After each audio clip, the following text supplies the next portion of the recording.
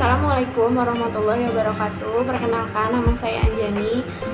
Saya ingin menyelesaikan tugas UTS saya di mata kuliah Pendidikan Agama Islam dengan dosen pengampu Bapak Sun Haji.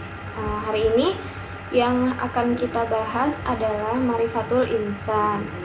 Di antaranya adalah mengetahui asal-usul manusia, mengetahui hakikat manusia, mengetahui peran dan tujuan manusia diciptakan.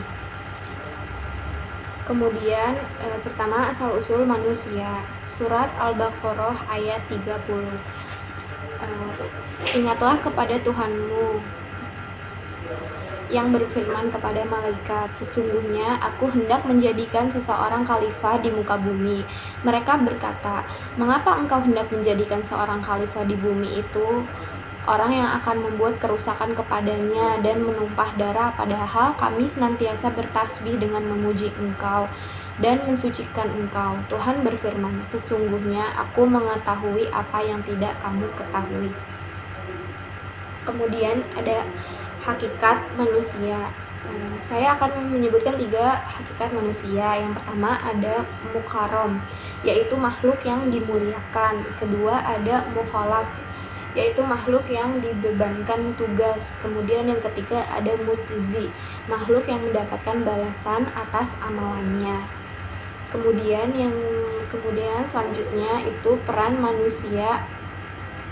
Peran manusia itu adalah peran manusia di muka bumi ini paling intinya itu ada 2, yaitu manusia itu diciptakan untuk beribadah kepada Allah Subhanahu wa taala dan untuk melakukan segala perintah-perintah Allah. Kemudian yang kedua adalah manusia di sini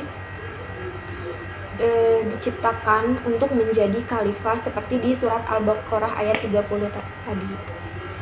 Kemudian kita lanjut ke takziyatun nafs. Takziyah secara etimologis punya 2 makna, yaitu penyucian dan pertumbuhan. Secara istilah, zakatun nafsi artinya penyucian, atau tatharur, atau jiwa dari segala penyakit dan cacat, atau merealisasikan atau tahakuk berbagai makom padanya dan menjadikan asma dan sifat sebagai akhlaknya atau takhaluk. Syamarah atau buah dari takziyatun nafs akan tampak dalam seseorang, diantaranya yaitu pertama selalu bersyukur.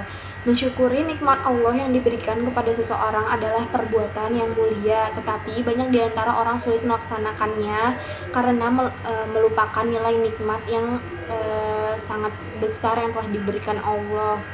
Jadi banyak orang yang selalu kurang bersyukur, padahal lebih banyak yang lebih susah daripada dirinya, seperti itu. Yang kedua itu bersabar. Ada Quran yang menyebutkan, hai orang-orang yang beriman, jadikanlah sabar dan sholat sebagai penolongmu, sesungguhnya Allah beserta orang-orang yang sabar. Quran surah 2 ayat 153.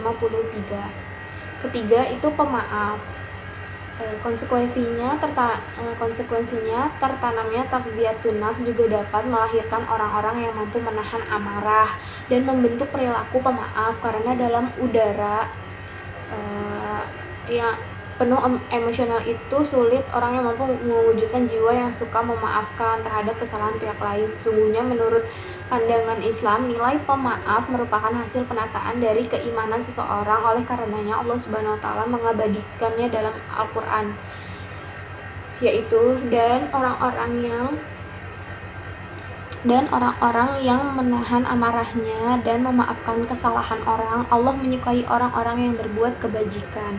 Quran surah 3 ayat 134.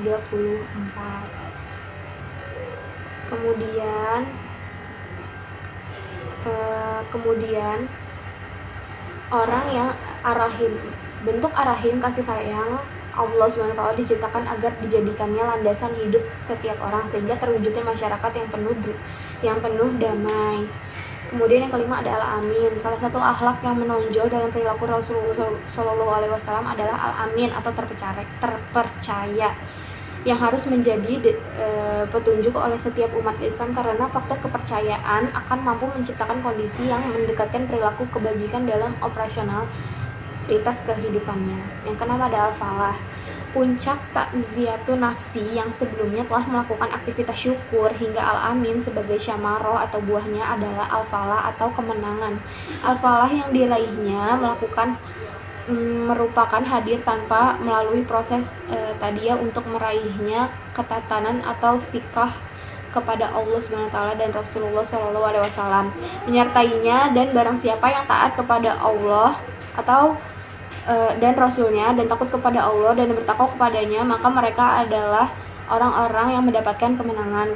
Quran Surah 24 ayat 52. Kemenangan yang dijanjikan Allah SWT sekaligus sebagai cambuk untuk berada serta mampu mempertahankan nilai ketakwaan sampai akhir zaman.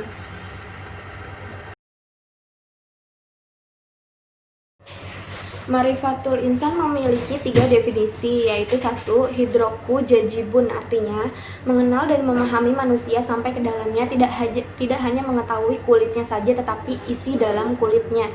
Kemudian yang kedua, pemahaman yang sudah menempel di dalam diri tidak akan bisa untuk dilepas sampai ajal menjemputnya, atau sesuatu yang tidak pernah berubah dan tetap berkomitmen, hanya itulah yang diyakininya, seperti halnya mati itu tidak terjadi jika nyawa atau ruh dicabut dari jasadnya oleh malaikat Israel atas izin Allah Subhanahu wa Ta'ala. Semua orang meyakini bahwa itu adalah mati.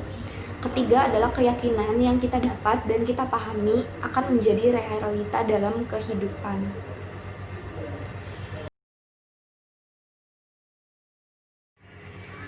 Potensi manusia. Di antara potensi-potensi yang telah dianugerahkan Allah SWT kepada manusia adalah pendengaran, penglihatan, dan hati. Dan Allah mengeluarkan kamu dari perut ibumu dalam keadaan tidak mengetahui sesuatu pun.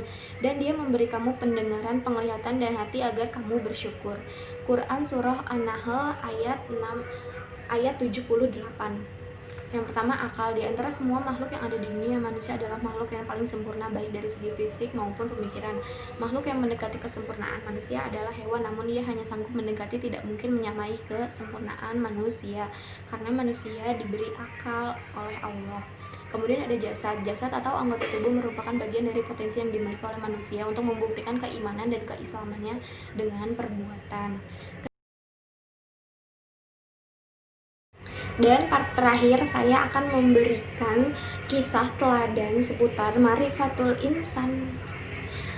Dalam Al-Quran dikisahkan mengenai kehidupan seorang Nabi Allah yang bernama Yusuf bin Yakub ketika ia berada di lingkungan istana tempat di mana ia dirawat dan dibesarkan. Yusuf adalah seorang Nabi yang sangat tampan, sehingga dengan ketampanannya istri majikan yang merawatnya sampai tergoda dan tergila-gila olehnya. Pada suatu ketika istri majikannya bermaksud menggoda Yusuf untuk melakukan perbuatan tidak senonoh dengan Yusuf, dan Yusuf pun bermaksud melakukan pula dengannya. Andai kata dia tidak melihat tanda dari robnya, sehingganya ia berpaling dari kemungkaran dan kekejian tersebut, dan keduanya berlomba-lomba menuju pintu, dan istri majikan itu menarik baju gamis Yusuf dari belakang hingga koyak, dan kedua-duanya mendapati suami wanita itu di muka pintu.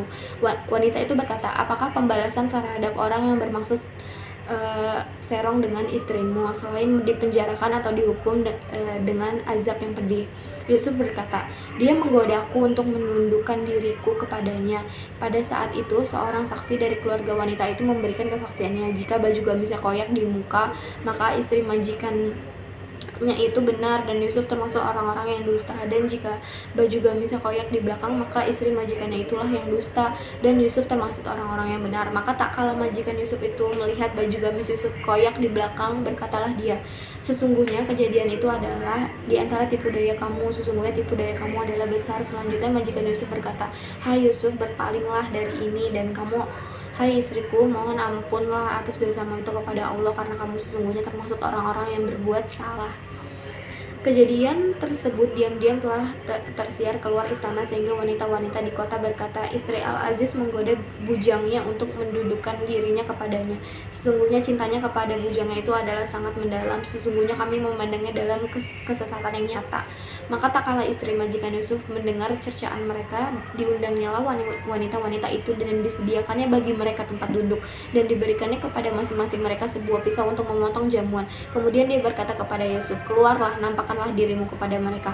Maka tak kala wanita-wanita itu melihatnya, mereka kagum kepada keelokan rupanya dan mereka melukai jari tangannya dan berkata, Maha sempurna Allah, ini bukanlah manusia, sesungguhnya ini tidak lain hanyalah malaikat yang mulia. Singkat cerita, Yusuf pun dipenjarakan oleh majikannya, namun hal itu tidak membuat Yusuf bersedih dan berontak, akan tetapi ia segera memohon kepada Allah Subhanahu wa taala, "Wahai Rabbku, penjara lebih aku sukai daripada memenuhi ajakan mereka kepadaku, dan tidak engkau hindarkan daripadaku tipu daya mereka. Tentu aku akan cenderung untuk memenuhi keinginan mereka, dan tentulah aku termasuk orang-orang yang bodoh."